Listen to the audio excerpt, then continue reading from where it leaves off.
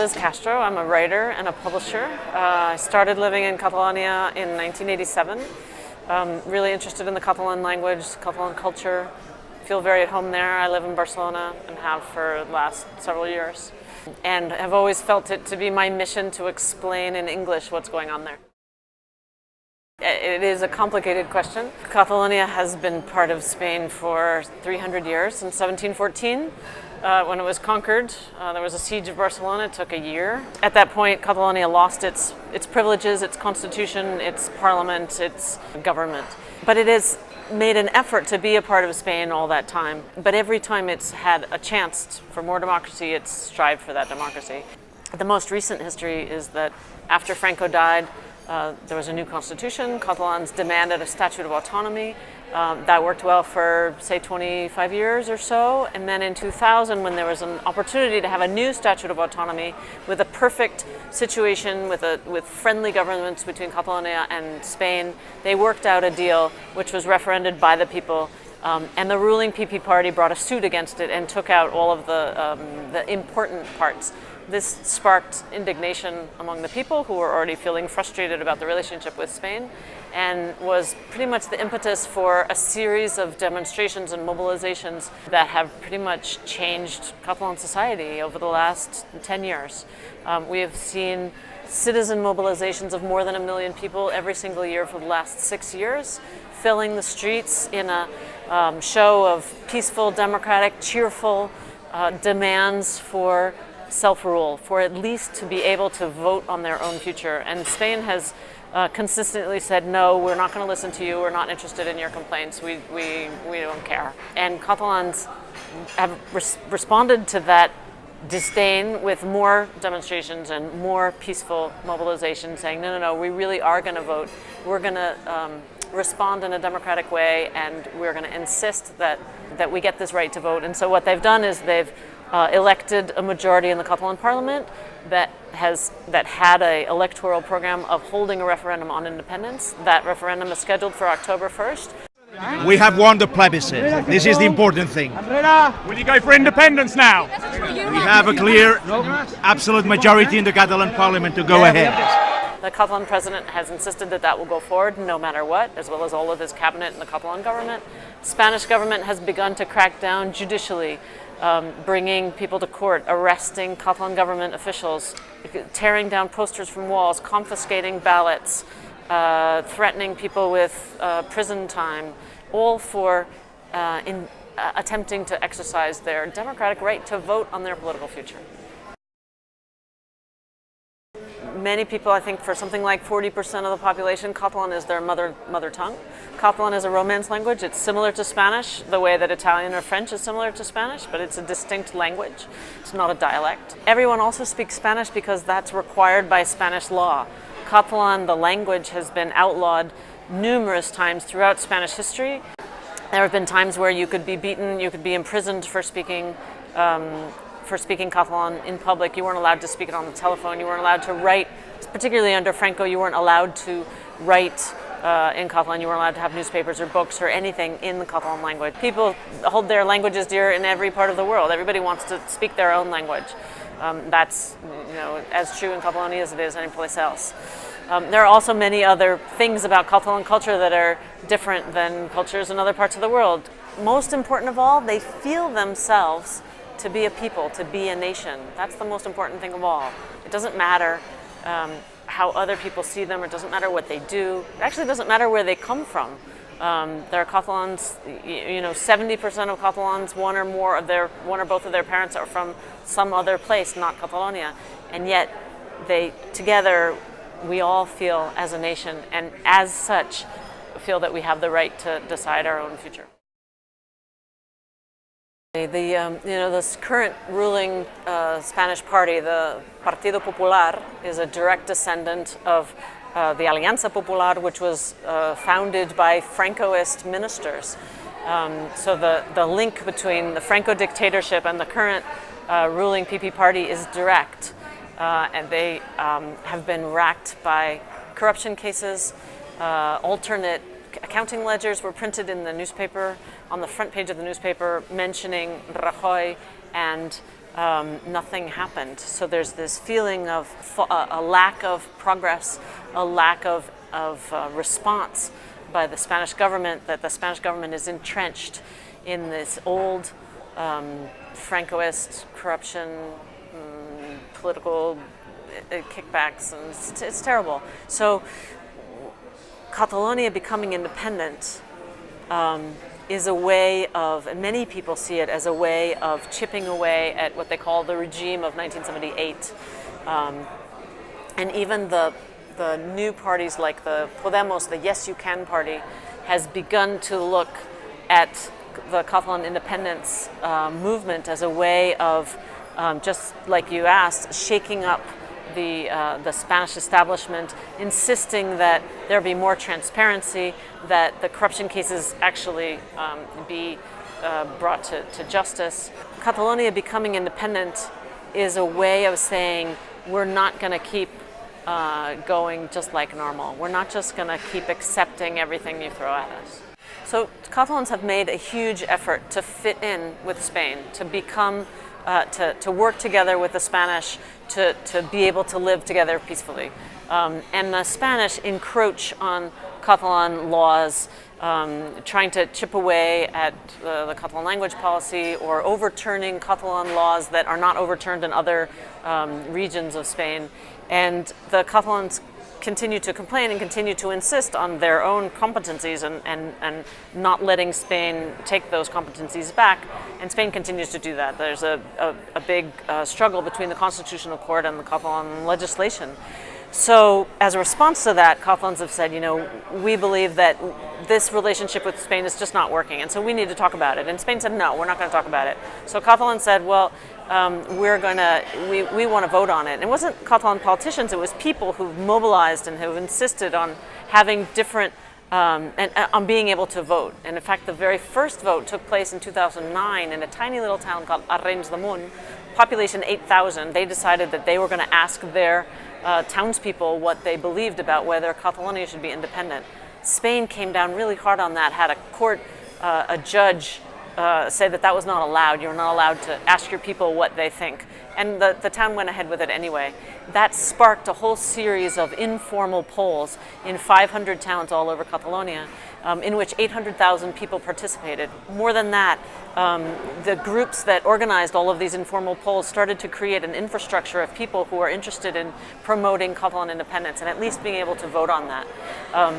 That had a huge effect. That resulted in the creation of a group called the Catalan National Assembly, which is a civic grassroots organization completely funded by t-shirt sales and by membership dues. They don't receive any public money at all, and they have been advocating for Catalan independence since 2012.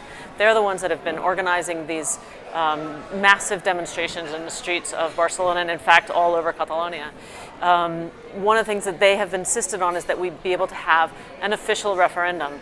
In 2014, the Catalan president at the time and the government said that we could have an informal poll because the Spanish government said that it was not allowed to have a referendum. We couldn't have a non-binding referendum. And in fact, they ended up outlawing this unofficial participatory process, and they threatened people who took part in it.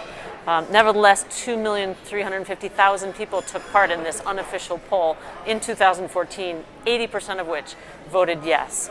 As a result of that, the president who helped facilitate that poll has been barred from office for 2 years. He was fined, I think, something on the order of 40,000 euros. 2 of his ministers were also barred from office and fined. But not only that, the poll was not official. And so, again, we have insisted, the people of Catalonia who are interested in independence have insisted on an official binding referendum.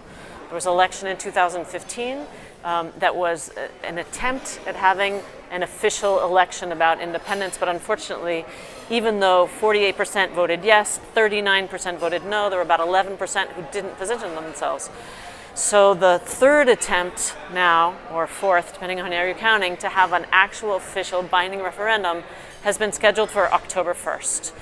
The Catalan government has passed legislation to give that referendum a legal framework so that it can be considered a legal referendum. The Catalan president has promised that this referendum will have actual real legal consequences, that it's a binding referendum, and that if there are more yes votes than no votes, on October 1st, he will declare independence within 48 hours. The Spanish government has responded again with judicial processes, with the Spanish paramilitary Guardia Civils coming in and arresting Catalan government officials. They have confiscated ballots. They have ripped down posters from the walls that say democracy or you have the capacity to decide. And they are doing everything in the Spanish power to keep that referendum from happening. Nevertheless, the Catalan president has insisted, and the Catalan government and all of civil society is completely united behind this effort to make sure that the referendum takes place and that Catalans are afforded the right to decide their own political future democratically and peacefully at the ballot boxes.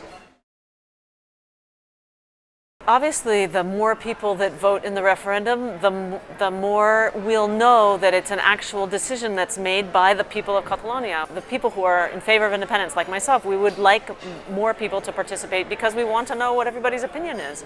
There are some people who say that a referendum is divisive, but in fact, there are different opinions about this subject, and the best way, we believe, to come to a decision about it is to discuss it, to debate it, to have conferences, to answer questions about it, and then have this vote. So the more people that participate, the more valid the result will be. How likely is it that there will be high participation? Well, thanks to the Spanish government's harsh, strong-arm tactics, they are making it almost impossible for people to stand on the sidelines. I mean, when the Spanish government is arresting politicians who are just wanting to hold a democratic vote, it makes a lot of people think, well, I'm not sure that's the kind of state that I want to live in, even if they weren't formally in favor of independence. They have confiscated the envelopes that notify people about whether they're supposed to be at a polling station to be a poll worker, threatened to close the polling stations, or blocked the websites that give information, the official Catalan government websites that give information about how to vote, where to vote, what the issues are. The Spanish government is doing everything in its power to keep Catalans from voicing their opinions. They're doing everything in their power to not listen to what Catalans want, which is a shame in a 21st century democracy.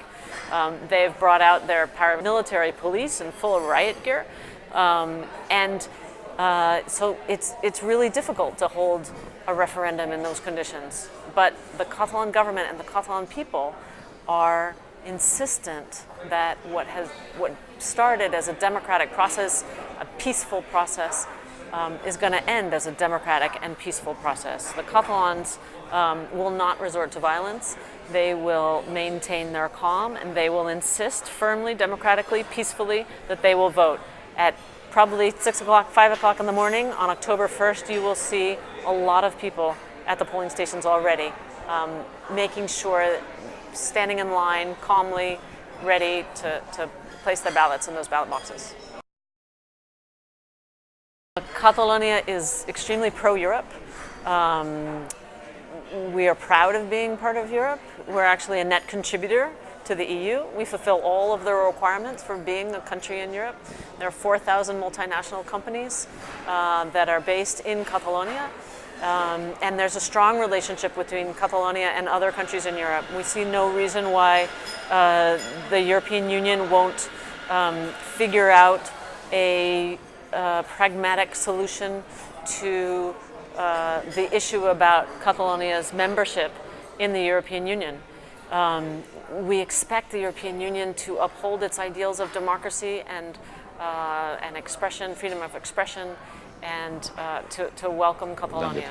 If there were to be a yes vote in favor of Catalan independence, then we will respect that opinion, but Catalonia will not be able to become an EU member state on the day after such a vote. On the other hand, if the European Union is pressured by Spain not to do that, Catalonia has other options, like being a member of EFTA, and so being a trading partner with the rest of the European countries. Catalonia can use the euro without anyone's permission.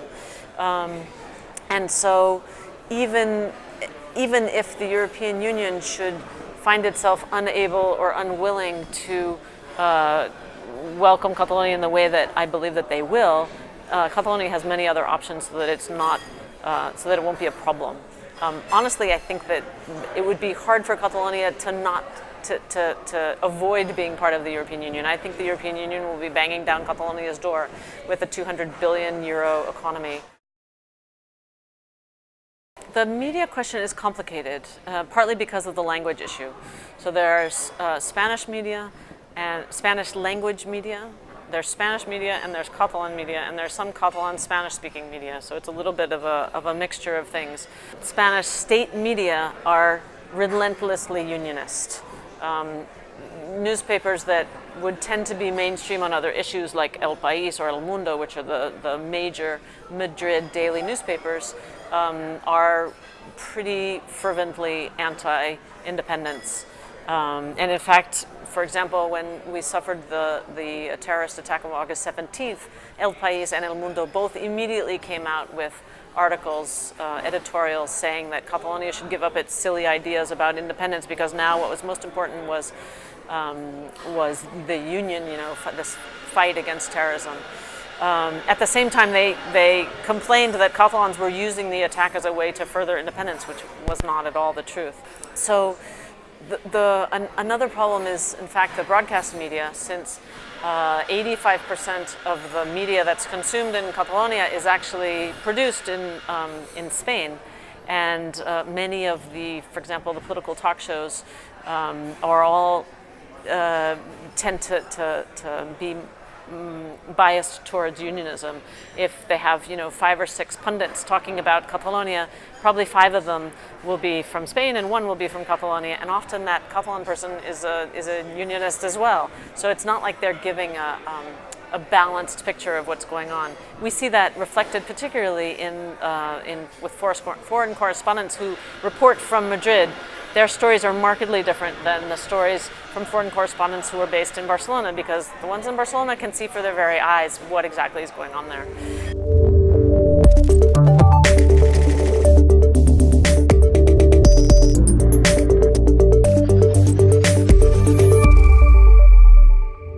Hello and welcome to Catalan News. It's the second day of mobilisations in Catalonia against Spanish attempts to block the independence referendum. After a very intense day yesterday, with citizens taking to the streets for more than 12 hours of protesting against the arrest of 14 high-ranking officials from the Catalan government, today Catalans started what they warn will be a non-stop mobilisation. Here at Catalan News, we have all the details about what's going on. On the other hand, we do have the advantage of, one, there is a Catalan broadcasting company. They have a television station, they have radio, which give a much more balanced view. In fact, they do have unionists and independentists in their debates and on their radio and TV shows. It's a much broader view of what the situation is. And we also have the fact that there are social media, Twitter, Facebook, WhatsApp even, that give people an alternative to just the news that they're receiving. They can go out and look for different stories and really see a broader picture. But certainly the effect of the mass media in Spain is difficult. It's difficult. Also, another thing is that people in the rest of Spain are only getting the Spanish side of the question, and partly because most of the Catalan media is in Catalan, which people in Spain don't understand, so they're not getting the Catalan side. That's another issue to be taken into account. Parallels between Catalonia and Scotland, the most basic one is that this idea that a people should be able to have the right to vote themselves on their own future. And so one of the things that Catalans look admiringly towards the Scottish issue is that Scotland was able to vote. They were able to have a real debate, even though there may have been problems with the media coverage or with with the fear campaign, et cetera, but at least they were allowed to have a legal referendum. That's something that Catalonia has not yet been able to do. Well, one of the things back in 2014 that we found interesting about the Scots voting before our non-official poll in November was the issue of the European Union. And in fact, we saw after the Brexit vote, the fact that Scotland had voted in favor of remaining in Europe, and that European politicians then immediately courted Nicola Sturgeon and were very welcoming to Scotland. We looked at that from Catalonia as an indication of what will happen when Catalonia becomes independent, because we believe that Europe will also want Catalonia to be part of the Union. But for me, the most important parallel is that each country or each nation that wants to choose its own future, it's not necessarily about putting up borders or putting up frontiers or putting up walls. In fact, it's not like that at all. Not for Scotland and not for Catalonia. It's not about excluding people. It's not about, certainly not about hating people from other places. It's more about choosing how you want your government to run, what kind of laws you want to have. If there's equal rights laws, there's an anti-bullfighting law, there's a desire to welcome more refugees, and all of those initiatives have been turned over by Spain. That's not listening to the kind of laws that Catalonia wants. So Catalan independence is about choosing how to govern more than putting up walls or borders. I wouldn't want to presume to give lessons to anyone. One of the things that I admire about the Catalan independence movement is that it's a broad-based movement. It's not just a party of the left, it's not just a party of the right. It's actually a wide spectrum of political parties, and there's a huge contingent of people who consider themselves non-political and certainly non-partisan. And that diversity is wildly difficult to manage because people don't agree with each other within the movement about all sorts of different issues. Whether we should have an army, whether there should be an official language, what kind of schooling policy there should be, what kind of economic development policies there should be. There's not a lot of consensus about what kind of country should come out of it. But at the same time, that broad-based movement is kind of an image, a reflection of the diverse country that will come out after the referendum, which I think is a really positive, a positive view of the future. And so I think that somehow encouraging or finding this diverse society that's in favor of independence has been a really effective tool. Having the referendums, having the non-official referendums, doing things that at first glance seem kind of quixotic and that might not have a big effect. That first poll in the tiny town of Arenys de Munt had an incredible effect on the whole movement. So sometimes I think people discount kind of crazy efforts that, after all, are more effective than they seem to be at first glance. There's also been a lot of creativity. There's been concerts and conferences and debates and different kinds of marches and dinners, and it's kind of remarkable the creativity that's gone into the independence movement in Catalonia. One of the things that I think about independence movements is that it doesn't work to do the same thing twice. Like, you have to keep thinking of new things and different strategies. So I'm not sure copying what we've done in Catalonia would work in Scotland. It's a different society here, and people think about things from a different point of view. There's different issues that are important. So it seems like you have to figure out what's the thing that connects with people, what's the thing that matters to people, and mostly I think it's about respect. It's about listening to people and hearing what it is that they want.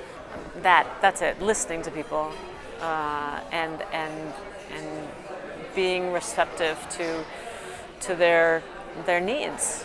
That's what I mean. People want to be heard, and one of the reasons that the Catalan independence movement has been so strong is because Spain has refused to listen.